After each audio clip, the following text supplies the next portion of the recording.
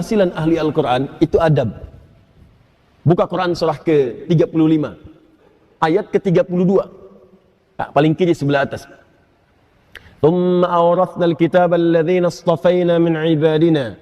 Kemudian kami wariskan Al-Quran itu kepada hamba-hamba yang kami pilih.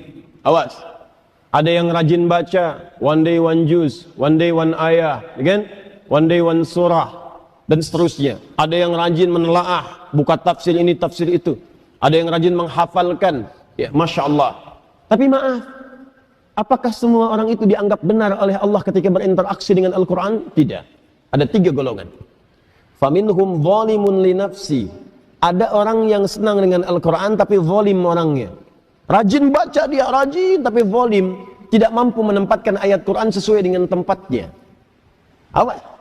Zalim itu menempatkan sesuatu bukan pada tempatnya. Ini penghapus, buat menghapus tulisan di papan tulis. Asalnya begitu. Tapi digunakan untuk melempar orang misalnya. Nah, itu zalim namanya. Gelas, tuh, fungsinya menampung air untuk minum. Gayung fungsinya untuk mandi.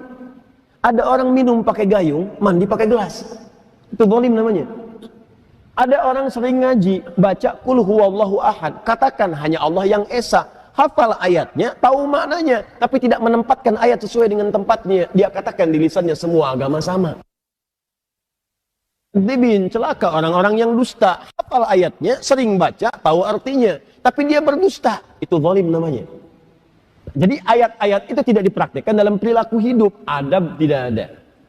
Wa minhum muqtasid, ada golongan kedua, meninggalkan sifat yang pertama, naik tingkat, tapi belum ada nilai kebaikan pada dirinya, hanya untuk dirinya saja. Muqtasid itu paket hemat. Jadi ahli Quran, kalau perilakunya nampak kegiatan sehari-hari sering mojok di masjid misalnya, atau dekat tiang-tiang nyandar, baca ngulang-ngulang hafalan. Tapi kalau diminta, Mas bisa ngimamin, yang lain saja. Itu paket hemat kata Quran. Hemat untuk dirinya, belum bisa diberikan pada yang lain. Yang ketiga, wa minhum sabiqum bil khairati biidznillah. Adab. Ada ahli Quran, kesuksesan interaksinya dengan Al-Quran dibuktikan dengan menampakkan perilaku baik dalam kehidupan. Sabiqum bil khairat, kalau bisa nomor 1 dia mengerjakan kebaikan. Jadi ciri orang yang berhasil dengan Qur'annya, kata Allah, adalah adab. Jadi jangan bangga kalau anak Anda hafal 30 juz, tapi nggak merubah perilakunya. Yang pada yaitu hafalan banyak, tapi perilaku semakin durjana. Yang salah itu dalam hafalannya. Ada yang keliru. Ciri orang itu kalau sudah dekat dengan Quran, karena Quran itu baik, maka akan ada perubahan dalam dirinya.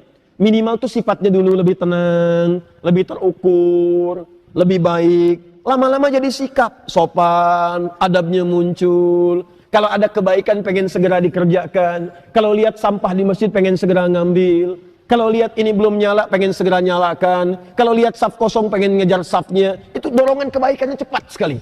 Semakin tinggi kecepatan berbuat baiknya, ini menandakan semakin besar pengakuannya di hadapan Allah Subhanahu wa taala dalam perubahan kebaikannya. Jelas sampai sini?